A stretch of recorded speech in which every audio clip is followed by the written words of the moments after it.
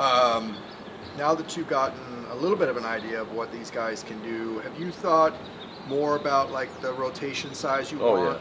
Yeah. Not size as much as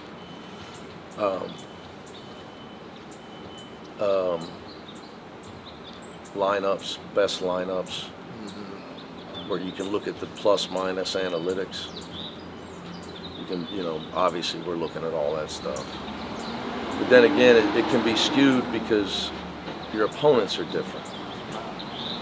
So that stuff's tricky. But I'm looking at all of it. Yeah, not as much as size of the rotation or however you said it. More of what's the best rotation. And to be quite honest with you, obviously Dylan hasn't played the last 2 games. What you're hoping is the guys separate themselves. Which I don't know how much that has happened.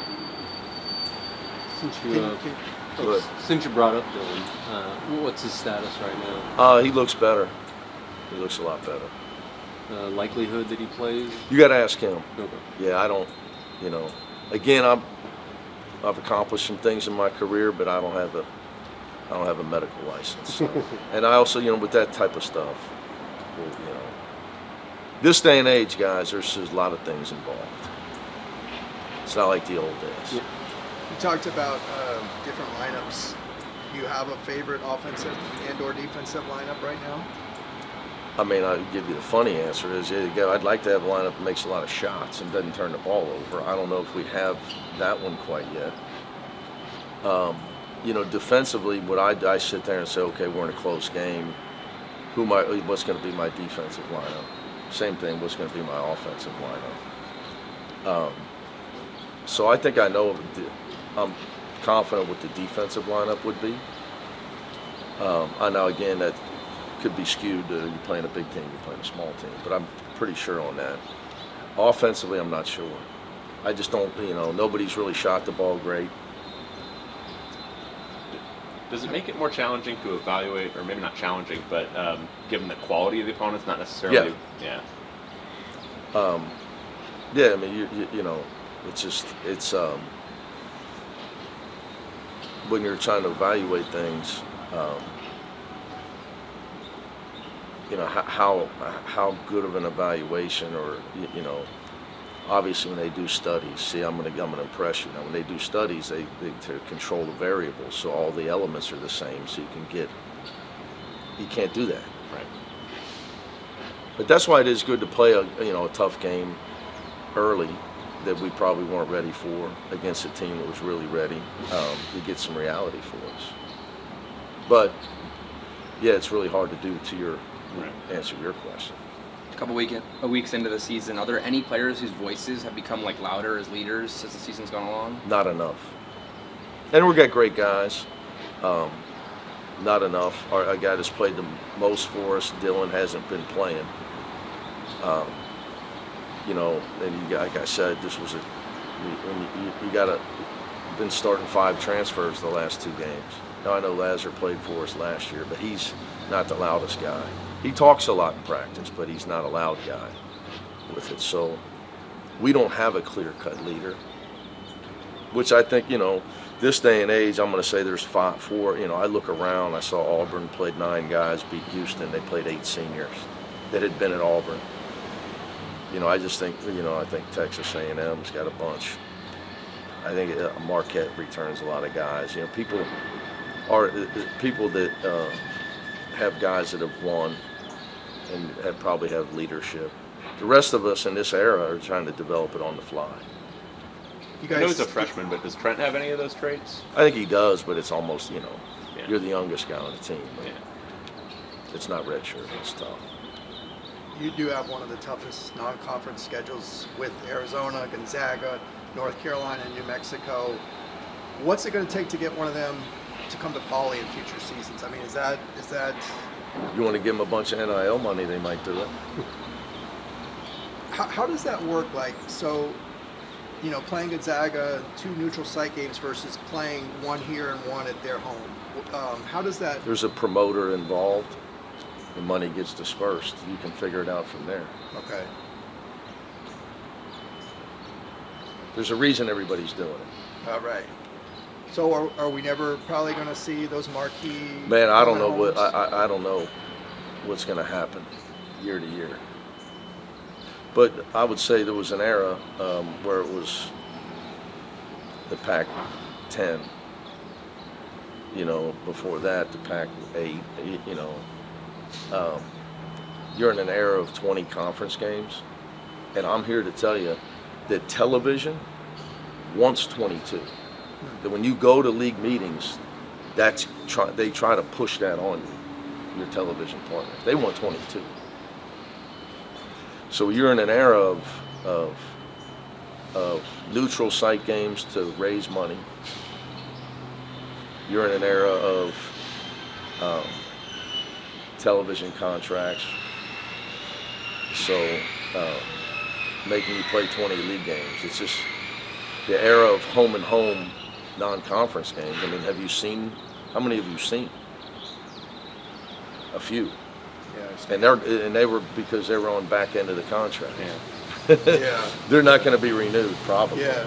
You feel bad for the fans who, are used to, one of those games a season that buy season tickets and now, they have to go to Phoenix or Madison Square Garden. I mean, look, the whole thing's changed. It just is what it is. Yeah.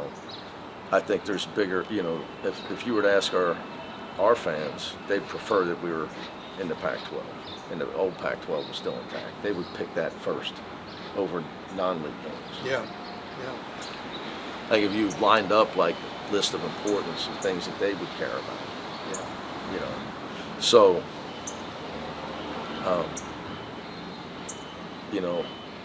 Jay Billis and all the guys, they're talking heads that led down the charge to this whole thing.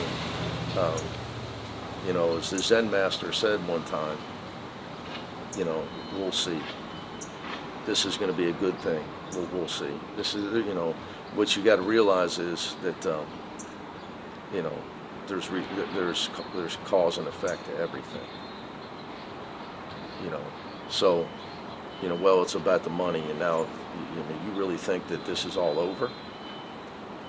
No, just starting. You really think that this is all over? You think Ohio State's going to want to take an equal share of the Big Ten TV money for the rest of time? If they're selling, if they're them in Michigan are selling 100,000 tickets and driving the TV deal, you think they're going to go for the equal share forever? Just like we wanted more in the Pac-12. But once you start down that rabbit hole, I mean, where does it end? How much more your job now is fundraising than it was like even 5 years ago? I mean, between NIL and then also scheduling purposes being NIL fundraising as well. Job's totally changed. It just is what it is. Some guys didn't want to change with it, and they're on television now. Or they're on a beach. I mean, it's just, you can look, history's taught us one thing is that times change. So you got to be willing to change with the times. You've said that you're the general manager, but would you like to maybe take some of that off your plate and hire somebody to handle some of that stuff? I would love for the UCLA to continue to help more with the fundraising aspect of that. Now that also could, that could go away. And the NCAA is trying to make NIL collectives go away. Then it becomes in-house. Once the house case, and everybody's getting paid in-house. So who knows where that goes, but sure. But you got to remember, if you guys were millionaire donors and somebody was asking you for 6-7 figure donations, wouldn't you want to know the head coach a little bit?